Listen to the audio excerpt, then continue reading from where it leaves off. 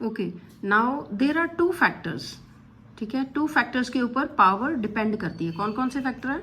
Number one, the amount of work done by the source, and number two, the time taken by the source to do the said work. हाँ, जैसे कि फॉर्मूले में दो चीजें आई थी। फॉर्मूला क्या था पावर का?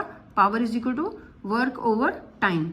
तो ये वर्क और टाइम ही दो फैक्टर हैं, ठीक है। नेक्स्ट, इफ ए मशीन और a person, If a machine or a person does a given amount of work in less time, more power is spent by it हाँ or the person. हाँ, कोई भी person है या machine है, आजकल तो मशीनें भी हैं वो भी काम करती हैं, ठीक है।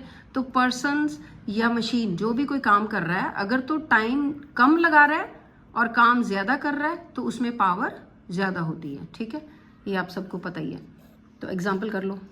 Example, if a coolie A takes 1 minute to lift a load to the roof of a bus, while another coolie B takes 2 minutes to lift the same load to the roof of the same bus, but the work done by the work done by both both the coolies is same, but the power spent by coolie A is twice the power spent by coolie B, because coolie A does work at double the rate, half the time. that is in half the time. Okay, now देखो, कुली जो ए है उसने आधा time लगाया, काम same किया, बस की रूफ पे अपना सामान ऊपर रखा है, ठीक है।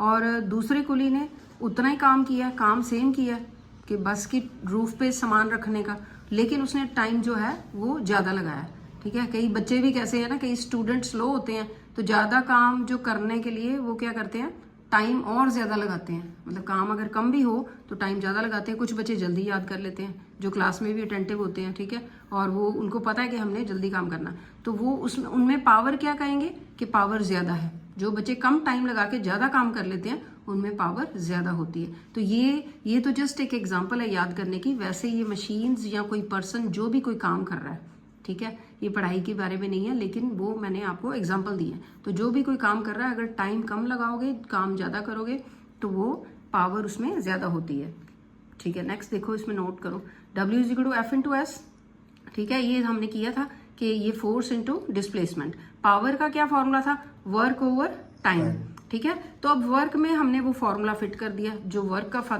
था। वर्क की वैल्यू क्या थी, कैसे कैलकुलेट करते हैं? Force into displacement over time. तो ये पावर को जो कैलकुलेट करने के दो फॉर्मूले हो गए, एक W/T। अगर हमें W नहीं दिया हुआ न्यूमेरिकल में, फोर्स और ये दिया हुआ डिस्प्लेसमेंट और टाइम, तो हम पावर तब भी ऐसे कैलकुलेट कर सकते हैं, ठीक है। तो नेक्स्ट है power is equal to force into average speed. तो ये S/T एवरेज स्पीड होती है, ये भी हमें पता ही है, ठीक है। एवरेज स्पीड कैसे कैलकुलेट करते हैं? S displacement over time. तो एक और पावर का फॉर्मूला आ जाता है, power is equal to F into V। Numerical आ सकते हैं ऐसे, अगर V दिया है, F दिया, तो पावर आप ऐसे मल्टीप्लाई करके कैलकुलेट कर सकते हो।